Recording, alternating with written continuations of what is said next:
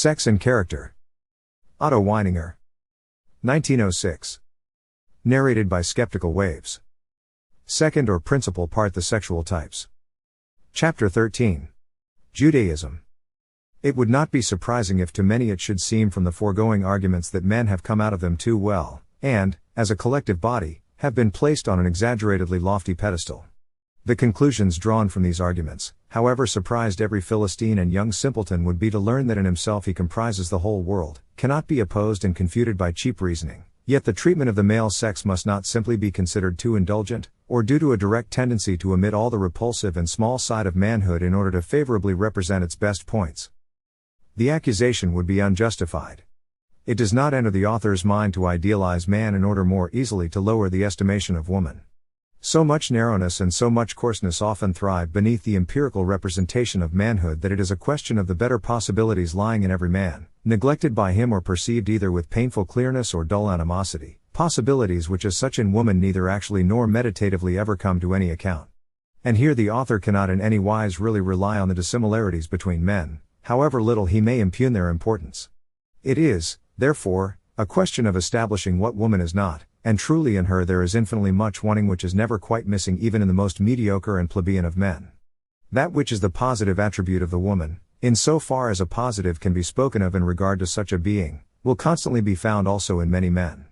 There are, as has already often been demonstrated, men who have become women or have remained women, but there is no woman who has surpassed certain circumscribed, not particularly elevated moral and intellectual limits.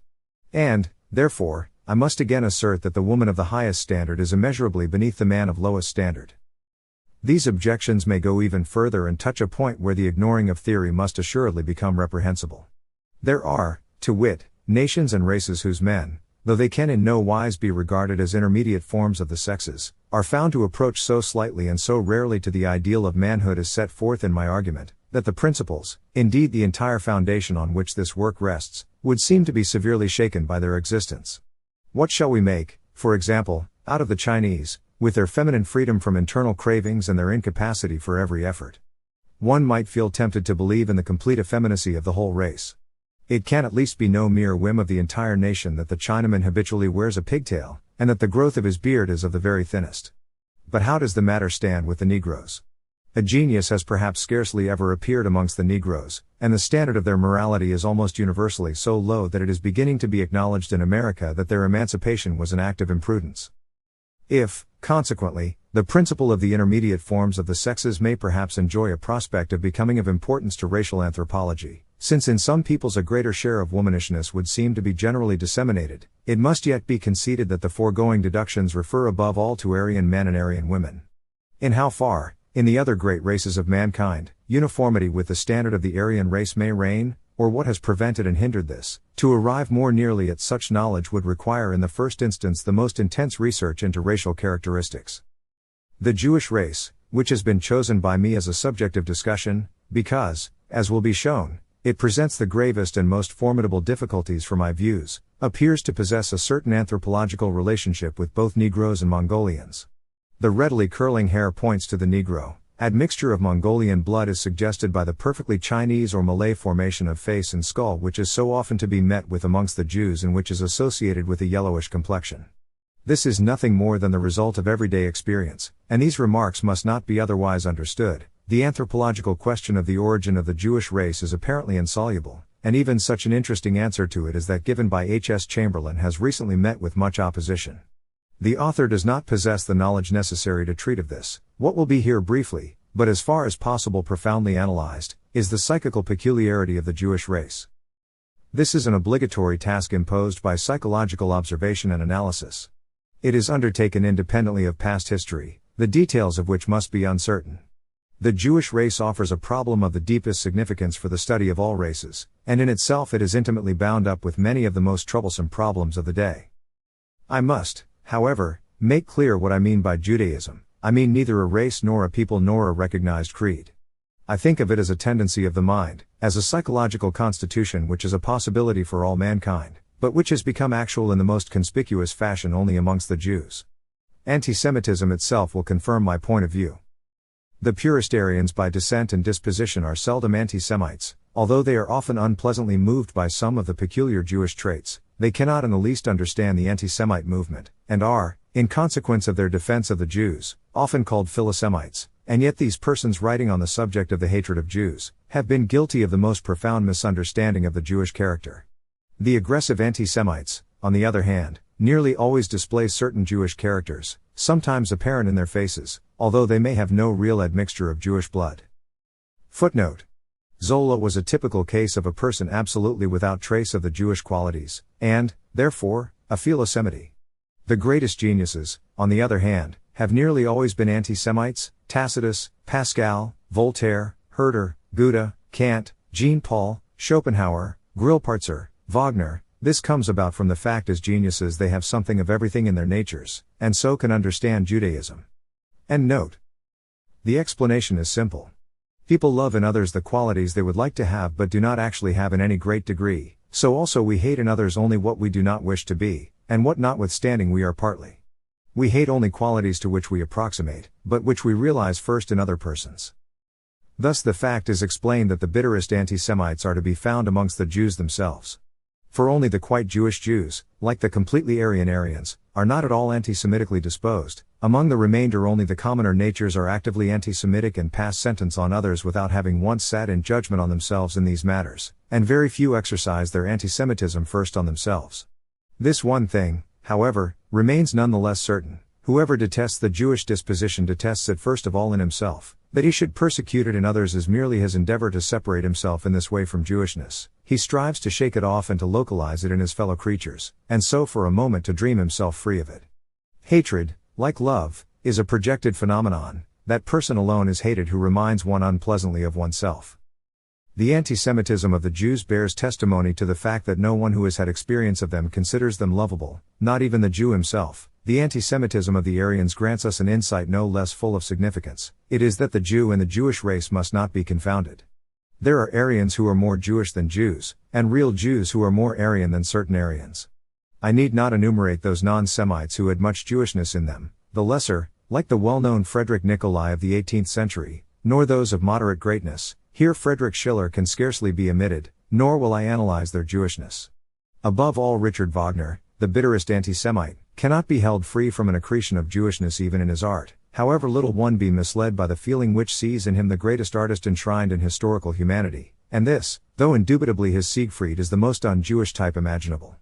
As Wagner's aversion to grand opera and the stage really led to the strongest attraction, an attraction of which he was himself conscious, so his music, which, in the unique simplicity of its motifs, is the most powerful in the world, cannot be declared free from obtrusiveness, loudness, and lack of distinction. From some consciousness of this Wagner tried to gain coherence by the extreme instrumentation of his works. It cannot be denied, there can be no mistake about it, that Wagner's music produces the deepest impression not only on Jewish anti-Semites, who have never completely shaken off Jewishness, but also on Indo-Germanic anti-Semites. From the music of Parsifal, which to genuine Jews will ever remain as unapproachable as its poetry, from the Pilgrim's March and the Procession to Rome in Tannhäuser, and assuredly from many another part, they turn away.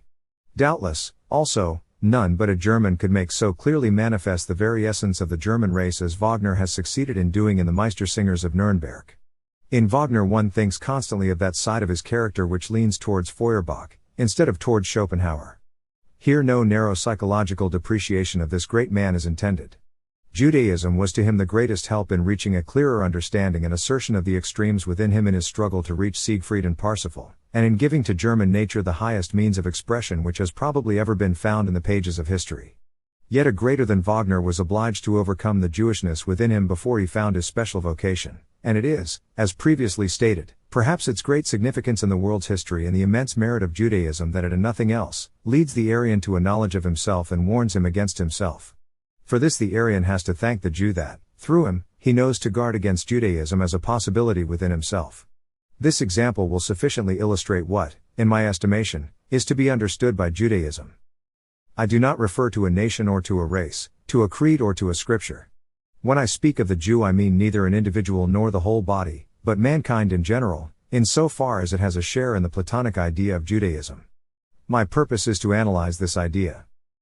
That these researches should be included in a work devoted to the characterology of the sexes may seem an undue extension of my subject. But some reflection will lead to the surprising result that Judaism is saturated with femininity, with precisely those qualities the essence of which I have shown to be in the strongest opposition to the male nature. It would not be difficult to make a case for the view that the Jew is more saturated with femininity than the Aryan, to such an extent that the most manly Jew is more feminine than the least manly Aryan. This interpretation would be erroneous. It is most important to lay stress on the agreements and differences simply because so many points that become obvious in dissecting woman reappear in the Jew. Let me begin with the analogies. It is notable that the Jews, even now when at least a relative security of tenure is possible, prefer movable property, and, in spite of their acquisitiveness, have little real sense of personal property, especially in its most characteristic form, landed property. Property is indissolubly connected with the self, with individuality. It is in harmony with the foregoing that the Jew is so readily disposed to communism. Communism must be distinguished clearly from socialism, the former being based on a community of goods, an absence of individual property, the latter meaning, in the first place, a cooperation of individual with individual, of worker with worker, and a recognition of human individuality in every one. Socialism is Aryan, Owen, Carlyle, Ruskin, Fichte. Communism is Jewish, Marx. Modern social democracy has moved far apart from the earlier socialism, precisely because Jews have taken so large a share in developing it. In spite of the associative element in it, the Marxian doctrine does not lead in any way towards the state as a union of all the separate individual aims, as the higher unit combining the purposes of the lower units. Such a conception is as foreign to the Jew as it is to the woman. For these reasons, Zionism must remain an impracticable ideal, notwithstanding the fashion in which it has brought together some of the noblest qualities of the Jews. Zionism is the negation of Judaism, for the conception of Judaism involves a worldwide distribution of the Jews. Citizenship is an un-Jewish thing, and there has never been and never will be a true Jewish state. The state involves the aggregation of individual aims, the formation of an obedience to self-imposed laws, and the symbol of the state, if nothing more, is its head chosen by free election. The opposite conception is that of anarchy, with which present-day communism is closely allied.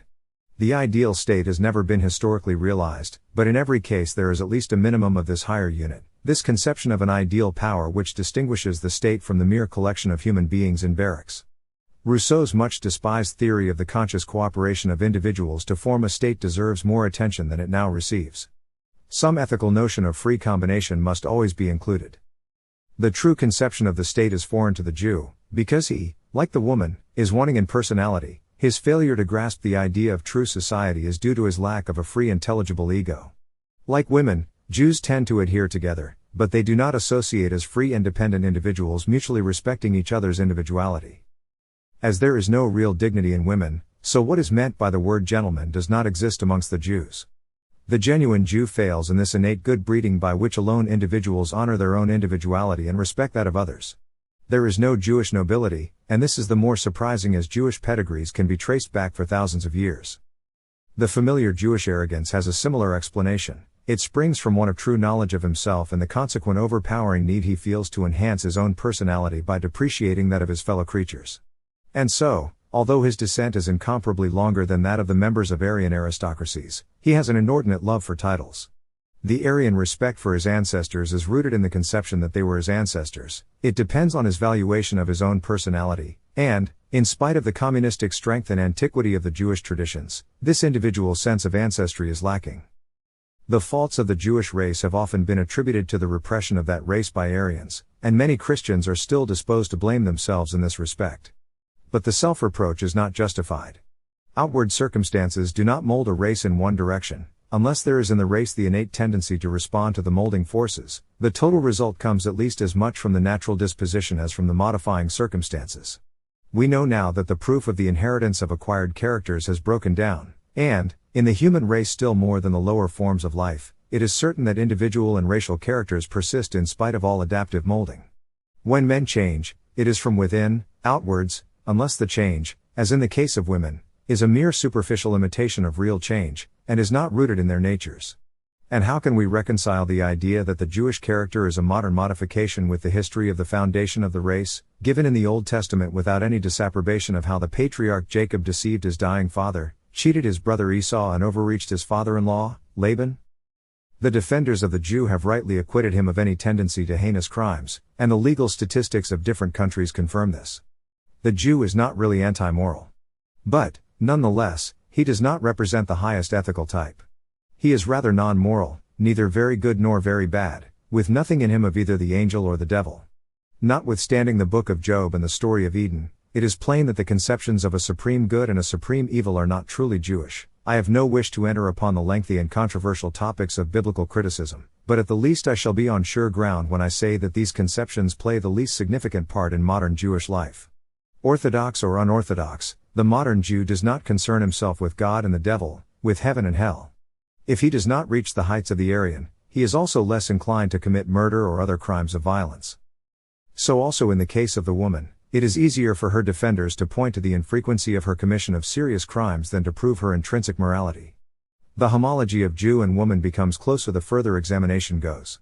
There is no female devil, and no female angel, only love, with its blind aversion from actuality, sees in woman a heavenly nature, and only hate sees in her a prodigy of wickedness.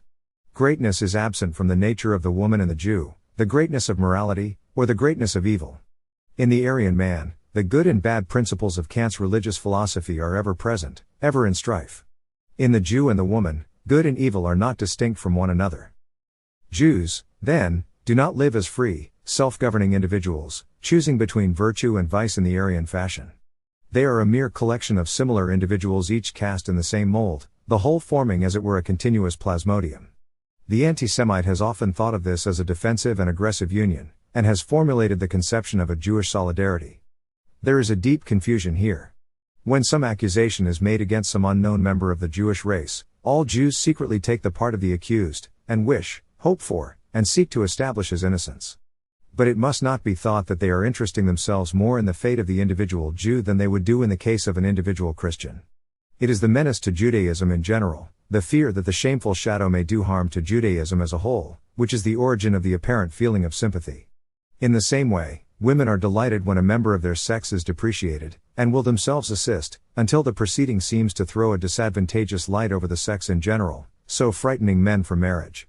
The race or sex alone is defended, not the individual.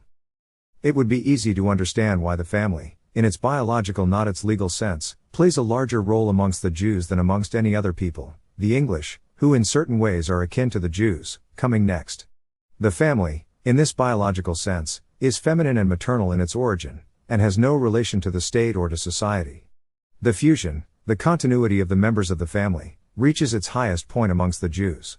In the Indo-Germanic races, especially in the case of the more gifted, but also in quite ordinary individuals, there is never complete harmony between father and son. Consciously, or unconsciously, there is always in the mind of the son a certain feeling of impatience against the man who, unasked, brought him into the world, gave him a name, and determined his limitations in this earthly life. It is only amongst the Jews that the son feels deeply rooted in the family and is fully at one with his father. It scarcely ever happens amongst Christians that father and son are really friends. Amongst Christians even the daughters stand a little further apart from the family circle than happens with Jewesses, and more frequently take up some calling which isolates them and gives them independent interests. We reach at this point a fact in relation to the argument of the last chapter. I showed there that the essential element in the pairing instinct was an indistinct sense of individuality and of the limits between individuals. Men who are matchmakers have always a Jewish element in them. The Jew is always more absorbed by sexual matters than the Aryan, although he is notably less potent sexually and less liable to be enmeshed in a great passion. The Jews are habitual matchmakers, and in no race does it so often happen that marriages are arranged by men. This kind of activity is certainly peculiarly necessary in their case, for, as I have already stated, there is no people amongst which marriages for love are so rare. The organic disposition of the Jews towards matchmaking is associated with their racial failure to comprehend asceticism. It is interesting to note that the Jewish rabbis have always been addicted to speculations as to the begetting of children and have a rich tradition on the subject, a natural result in the case of the people who invented the phrase as to the duty of multiplying and replenishing the earth. The pairing instinct is the great remover of the limits between individuals, and the Jew, par excellence, is the breaker down of such limits. He is at the opposite pole from aristocrats, with whom the preservation of the limits between individuals is the leading idea. The Jew is an inborn communist. The Jew's careless manners in society and his want of social tact turn on this quality, for the reserves of social intercourse are simply barriers to protect individuality. I desire at this point again to lay stress on the fact, although it should be self-evident, that, in spite of my low estimate of the Jew, Nothing could be further from my intention than to lend the faintest support to any practical or theoretical persecution of Jews. I am dealing with Judaism, in the Platonic sense, as an idea. There is no more an absolute Jew than an absolute Christian. I am not speaking against the individual, whom, indeed, if that had been so, I should have wounded grossly and unnecessarily. Watchwords, such as "buy only from Christians," have in reality a Jewish taint. They have a meaning only for those who regard the race and not the individual, and what is to be compared with them is the Jewish use of the word goy, which is now almost obsolete. I have no wish to boycott the Jew, or by any such immoral means to attempt to solve the Jewish question. Nor will Zionism solve that question, as H.S. Chamberlain has pointed out. Since the destruction of the Temple at Jerusalem, Judaism has ceased to be national, and has become a spreading parasite, straggling all over the earth and finding true root nowhere. Before Zionism is possible, the Jew must first conquer Judaism. To defeat Judaism, the Jew must first understand himself, and war against himself. So far, the Jew has reached no further than to make and enjoy jokes against his own peculiarities. Unconsciously he respects the Aryan more than himself. Only steady resolution, united to the highest self-respect, can free the Jew from Jewishness. This resolution, be it ever so strong, ever so honorable, can only be understood and carried out by the individual, not by the group. Therefore the Jewish question can only be solved individually. Every single Jew must try to solve it in his proper person. There is no other solution to the question and can be no other. Zionism will never succeed in answering it. The Jew, indeed, who has overcome, the Jew who has become a Christian, has the fullest right to be regarded by the Aryan in his individual capacity, and no longer be condemned as belonging to a race above which his moral efforts have raised him. He may rest assured that no one will dispute his well-founded claim. The Aryan of good social standing always feels the need to respect the Jew, his anti-Semitism being no joy, no amusement to him. Therefore he is displeased when Jews make revelations about Jews, and he who does so may expect as few thanks from that quarter as from oversensitive Judaism itself. Above all, the Aryan desires that the Jew should justify anti-Semitism by being baptized. But the danger of this outward acknowledgement of his inward struggles need not trouble the Jew who wishes for liberty within him. He will long to reach the holy baptism of the Spirit, of which that of the body is but the outward symbol. To reach so important and useful a result as what Jewishness and Judaism really are, would be to solve one of the most difficult problems. Judaism is a much deeper riddle than the many anti-Semites believe, and in very truth a certain darkness will always enshroud it. Even the parallel with woman will soon fail us, though now and then it may help us further. In Christians pride and humility, in Jews haughtiness and cringing, are ever at strife, in the former self-consciousness and contrition, in the latter arrogance and bigotry. In the total lack of humility of the Jew lies his failure to grasp the idea of grace. From his slavish disposition springs his heteronymous code of ethics, the Decalogue, the most immoral book of laws in the universe, which enjoins on obedient followers, submission to the powerful will of an exterior influence, with the reward of earthly well-being and the conquest of the world. His relations with Jehovah, the abstract deity, whom he slavishly fears, whose name he never dares to pronounce, characterize the Jew. He, like the woman, requires the rule of an exterior authority. According to the definition of Schopenhauer, the word God indicates a man who made the world. This certainly is a true likeness of the God of the Jew. Of the divine in man, of the God who in my bosom dwells, the true Jew knows nothing, for what Christ and Plato, Eckhart and Paul, Goethe and Kant, the priests of the Vedas, Fechner, and every Aryan have meant by divine, for what the saying, I am with you always even to the end of the world, for the meaning of all these the Jew remains without understanding. For the God in man is the human soul, and the absolute Jew is devoid of a soul. It is inevitable, then, that we should find no trace of belief in immortality in the Old Testament. Those who have no soul can have no craving for immortality, and so it is with the woman and the Jew. Anima naturaliter Christiana, said Tertullian. The absence from the Jew of true mysticism, Chamberlain has remarked on this, has a similar origin. They have nothing but the grossest superstition and the system of divinatory magic known as the Kabbalah. Jewish monotheism has no relation to a true belief in God. It is not a religion of reason, but a belief of old women founded on fear. Why is it that the Jewish slave of Jehovah should become so readily a materialist or a free thinker? It is merely the alternative phase to slavery. Arrogance about what is not understood is the other side of the slavish intelligence. When it is fully recognized that Judaism is to be regarded rather as an idea in which other races have a share, than as the absolute property of a particular race, then the Judaic element in modern materialistic science will be better understood. Wagner has given expression to Judaism in music. There remains to say something about Judaism in modern science. Judaism in science, in the widest interpretation of it, is the endeavor to remove all transcendentalism. The Aryan feels that the effort to grasp everything, and to refer everything to some system of deductions, really robs things of their true meaning. For him, what cannot be discovered is what gives the world its significance. The Jew has no fear of these hidden and secret elements, for he has no consciousness of their presence. He tries to take a view of the world as flat and commonplace as possible, and to refuse to see all the secret and spiritual meanings of things. His view is non-philosophical rather than anti-philosophical.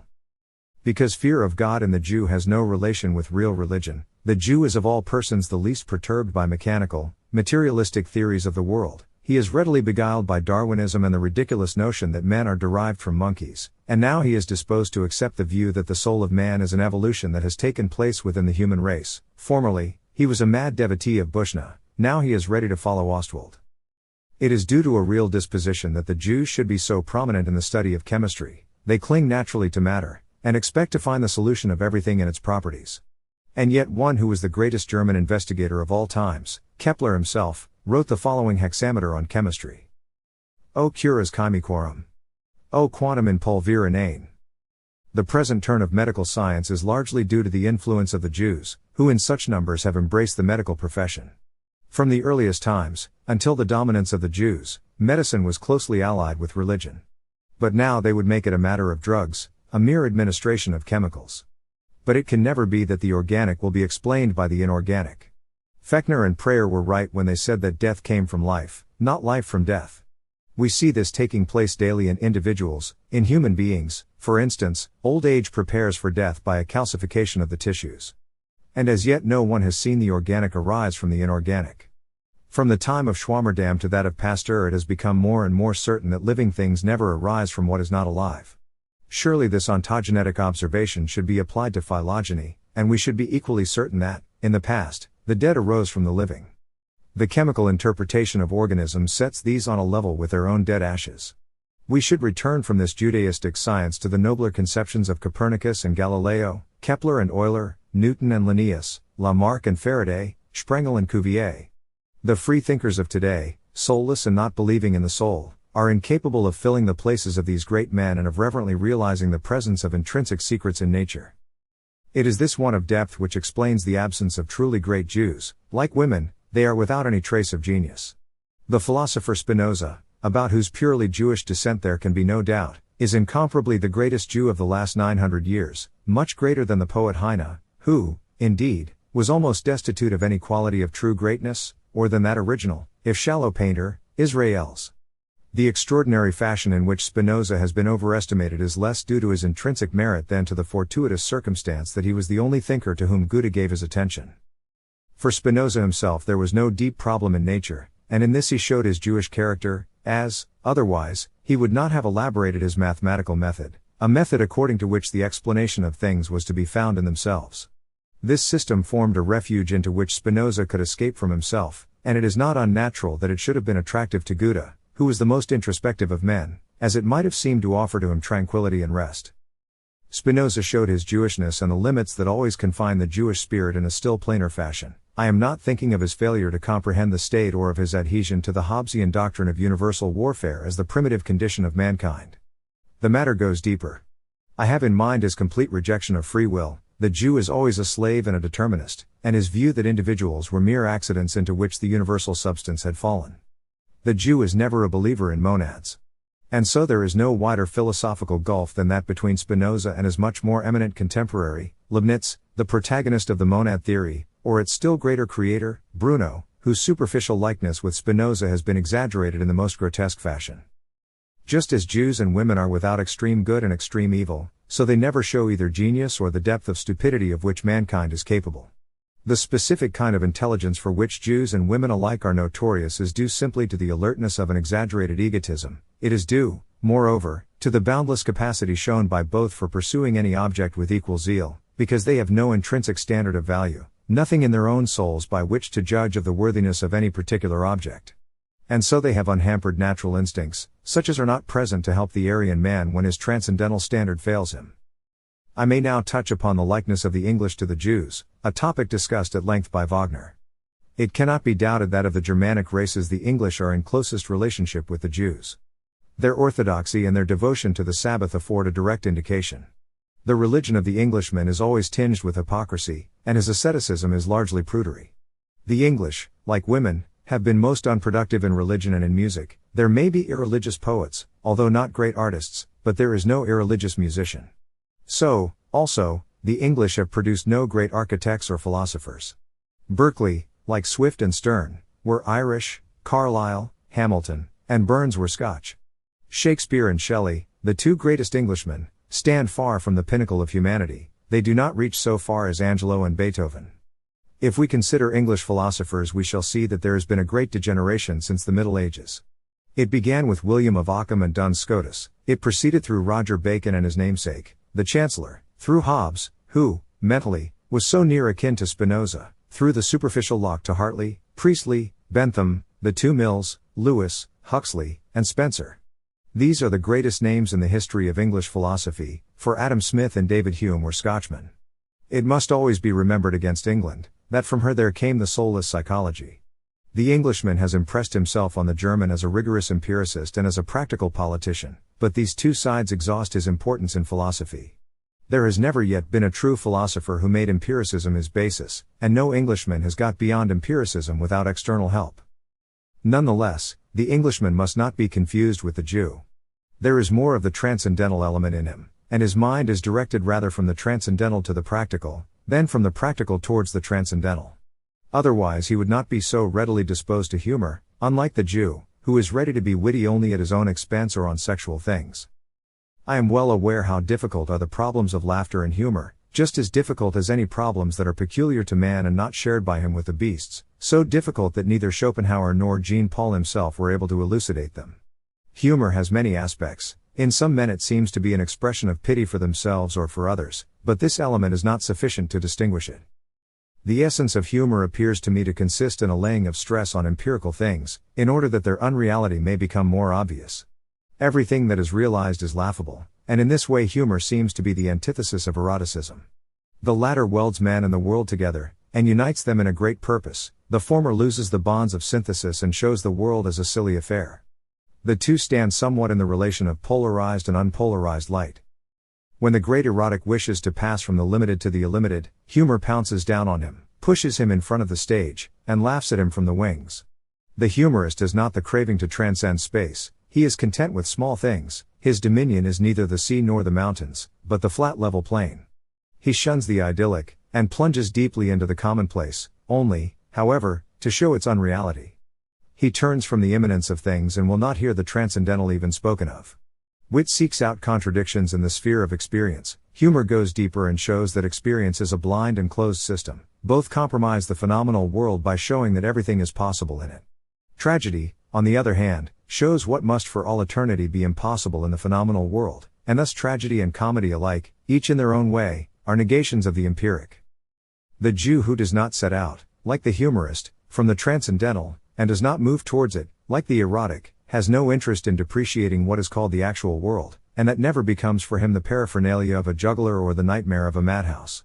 Humor, because it recognizes the transcendental, if only by the mode of resolutely concealing it, is essentially tolerant. Satire, on the other hand, is essentially intolerant, and is congruous with the disposition of the Jew and the woman. Jews and women are devoid of humor, but addicted to mockery. In Rome there was even a woman, Sulpicia, who wrote satires. Satire, because of its intolerance, is impossible to men in society. The humorist, who knows how to keep the trifles and littlenesses of phenomena from troubling himself or others, is a welcome guest. Humor, like love, moves away obstacles from our path, it makes possible a way of regarding the world.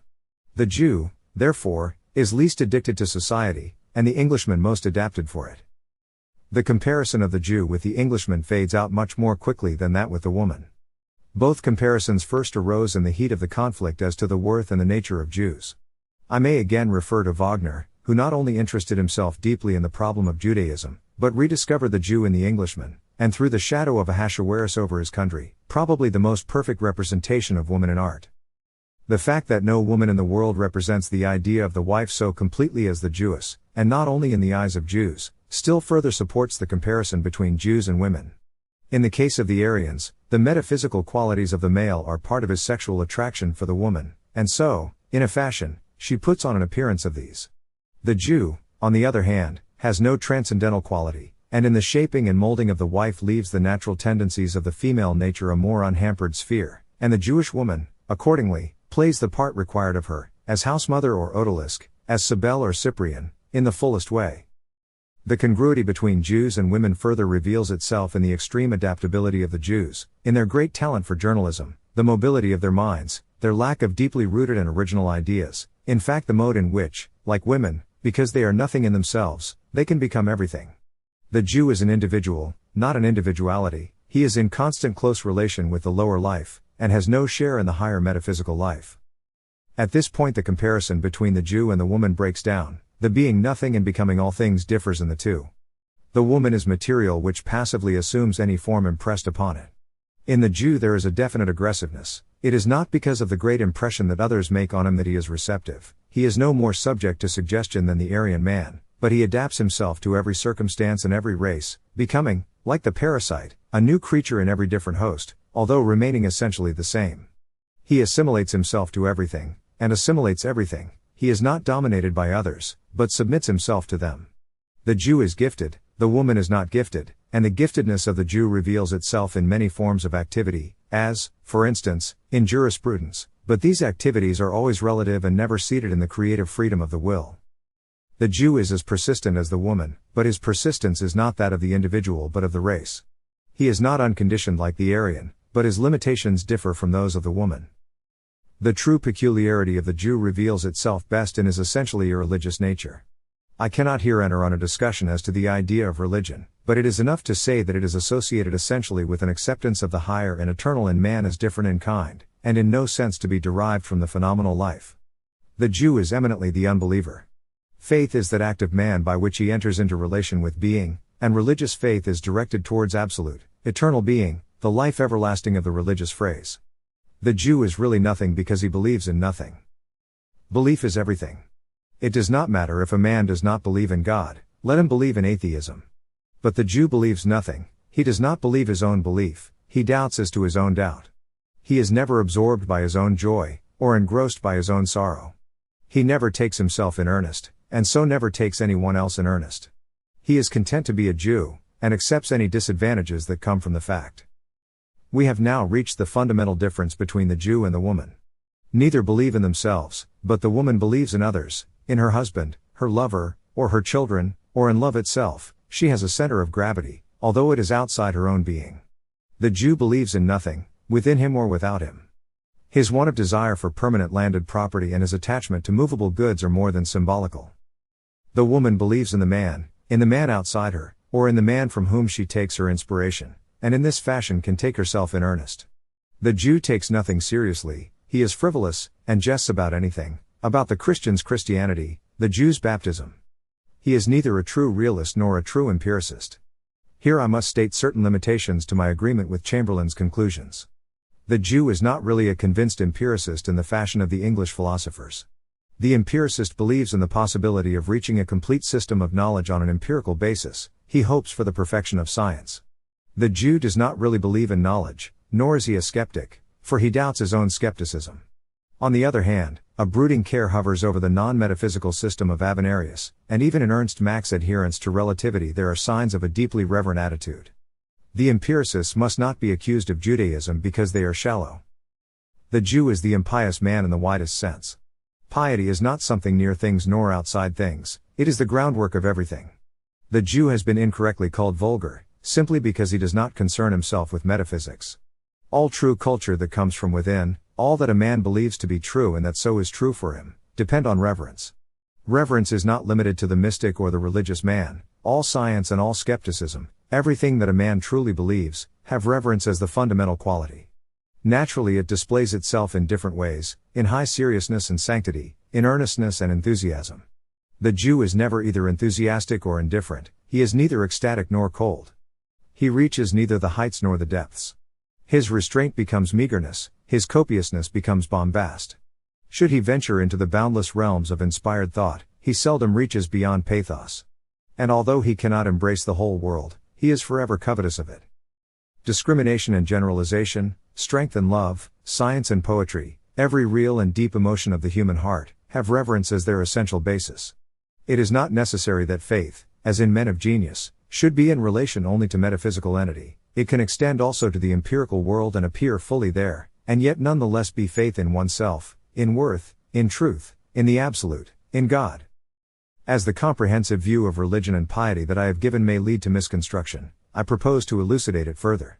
True piety is not merely the possession of piety, but also the struggle to possess it. It is found equally in the convinced believer in God, Handel or Fechner, and also in the doubting seeker, Lenau and Dürer. It need not be made obvious to the world, as in the case of Bach. It may display itself only in a reverent attitude, Mozart.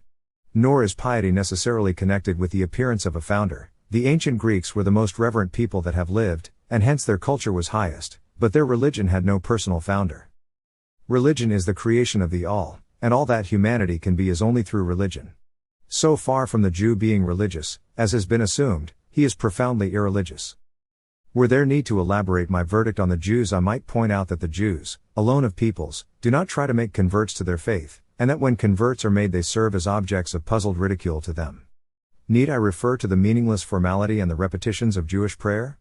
Need I remind readers that the Jewish religion is a mere historical tradition, a memorial of such incidents as the miraculous crossing of the Red Sea, with the consequent thanks of cowards to their Savior, and that it is no guide to the meaning and conduct of life?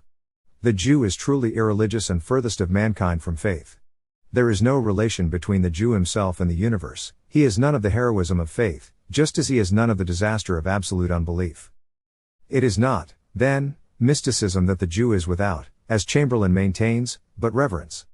If he were only an honest-minded materialist or a frank evolutionist.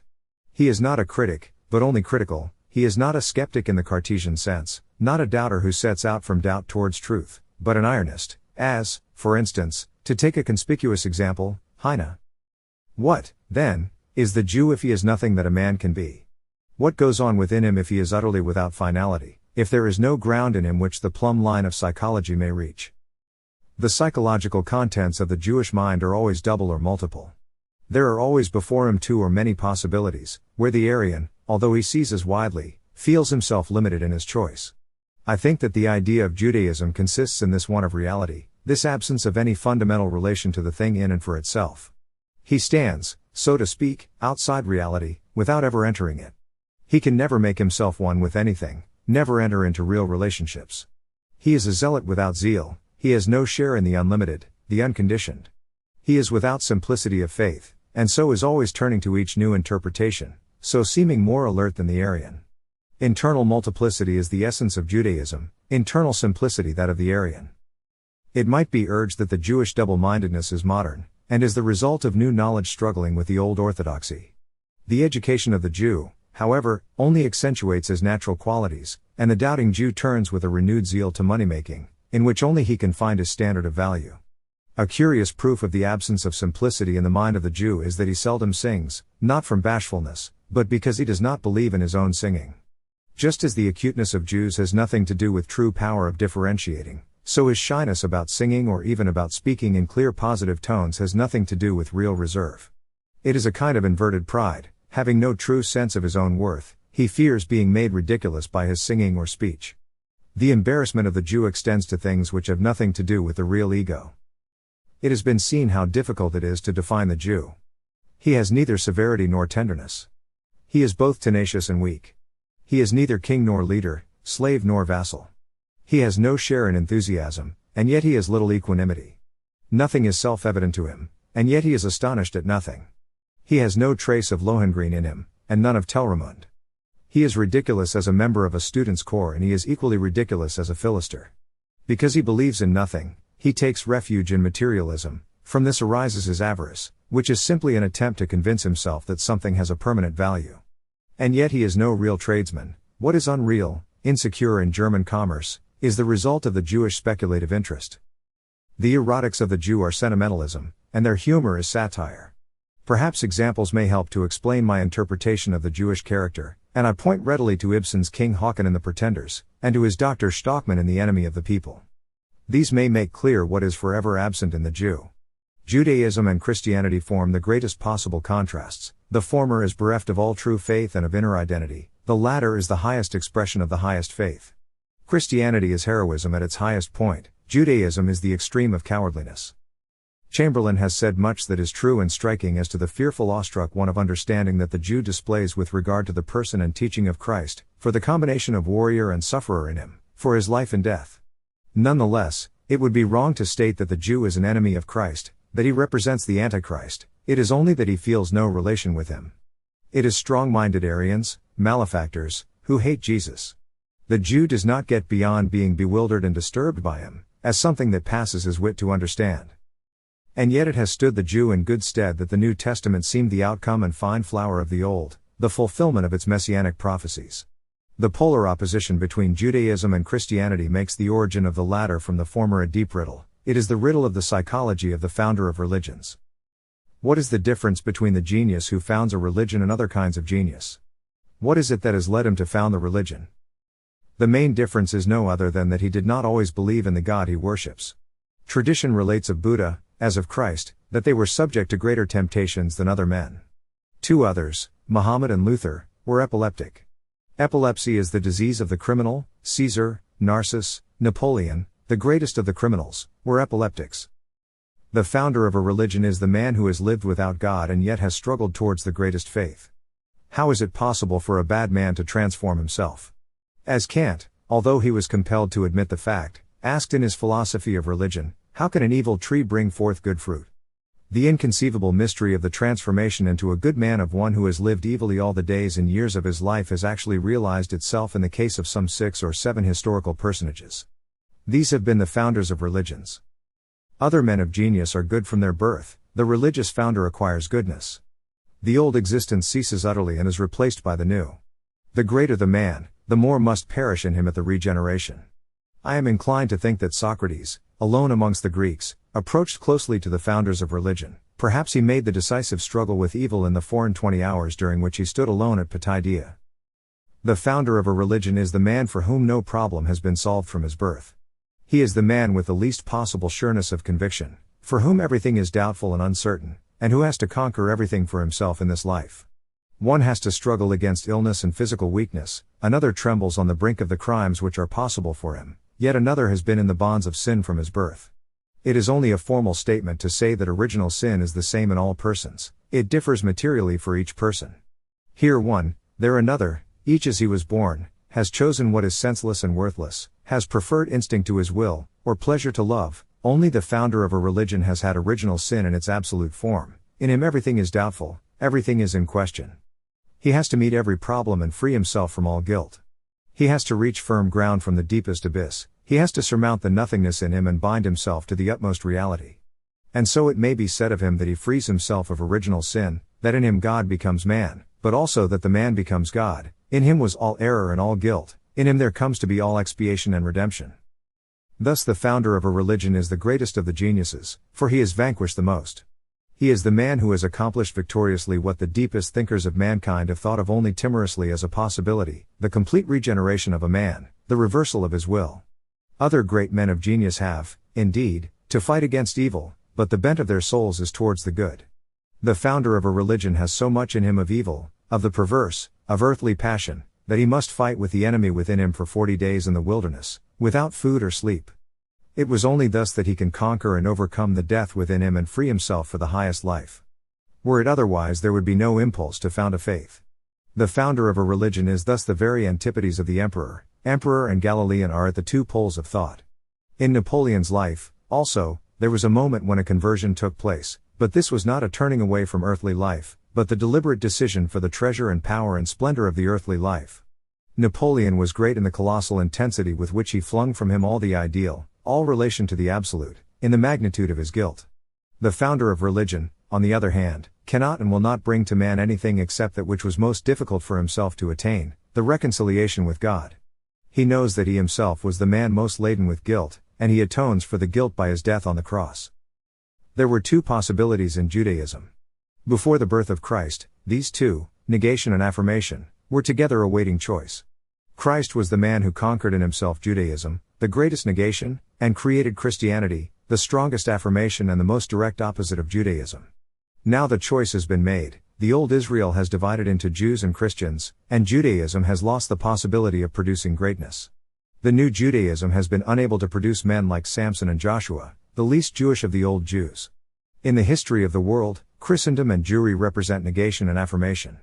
In old Israel there was the highest possibility of mankind, the possibility of Christ. The other possibility is the Jew. I must guard against misconception. I do not mean that there was any approach to Christianity and Judaism. The one is the absolute negation of the other. The relation between the two is only that which exists between all pairs of direct opposites. Even more than in the case of piety and Judaism, Judaism and Christianity can best be contrasted by what each respectively excludes. Nothing is easier than to be Jewish, nothing so difficult as to be Christian. Judaism is the abyss over which Christianity is erected, and for that reason the Aryan dreads nothing so deeply as the Jew. I am not disposed to believe, with Chamberlain, that the birth of the Savior in Palestine was an accident. Christ was a Jew, precisely that he might overcome the Judaism within him, for he who triumphs over the deepest doubt reaches the highest faith, he who has raised himself above the most desolate negation is most sure in his position of affirmation. Judaism was the peculiar, original sin of Christ. It was his victory over Judaism that made him greater than Buddha or Confucius. Christ was the greatest man because he conquered the greatest enemy. Perhaps he was, and will remain, the only Jew to conquer Judaism. The first of the Jews to become holy, the Christ, was also the last who made the transition. It may be, however, that there still lies in Judaism the possibility of producing a Christ, and that the founder of the next religion will pass through Jewry. On no other supposition can we account for the long persistence of the Jewish race, which has outlived so many other peoples. Without at least some vague hope, the Jews could not have survived, and the hope is that there must be something in Judaism for Judaism. It is the idea of a Messiah, of one who shall save them from Judaism. Every other race has had some special watchword, and, on realizing their watchword, they have perished. The Jews have failed to realize their watchword, and so their vitality persists. The Jewish nature has no other metaphysical meaning than to be the spring from which the founders of religion will come. Their tradition to increase and multiply is connected with this vague hope, that out of them shall come the Messiah. The possibility of begetting Christs is the meaning of Judaism. As in the Jew there are the greatest possibilities, so also in him are the meanest actualities. He is adapted to most things and realizes fewest. Judaism, at the present day, has reached its highest point since the time of Herod. Judaism is the spirit of modern life. Sexuality is accepted, and contemporary ethics sing the praises of pairing. Unhappy Nietzsche must not be made responsible for the shameful doctrines of Wilhelm Bolsch. Nietzsche himself understood asceticism, and perhaps it was only as a revulsion from the evils of his own asceticism that he attached value to the opposite conception. It is the Jew and the woman who are the apostles of pairing to bring guilt on humanity. Our age is not only the most Jewish but the most feminine. It is a time when art is content with daubs and seeks its inspiration in the sports of animals, the time of a superficial anarchy, with no feeling for justice and the state, a time of communistic ethics, of the most foolish of historical views, the materialistic interpretation of history, a time of capitalism and of Marxism, a time when history, life, and science are no more than political economy and technical instruction, a time when genius is supposed to be a form of madness, a time with no great artists and no great philosophers, a time without originality and yet with the most foolish craving for originality, a time when the cult of the Virgin has been replaced by that of the demi-vierge. It is the time when pairing has not only been approved but has been enjoined as a duty. But from the new Judaism the new Christianity may be pressing forth. Mankind waits for the new founder of religion, and, as in the year 1, the age presses for a decision. The decision must be made between Judaism and Christianity, between business and culture, between male and female, between the race and the individual, between unworthiness and worth, between the earthly and the higher life, between negation and the godlike. Mankind has the choice to make. There are only two poles, and there is no middle way.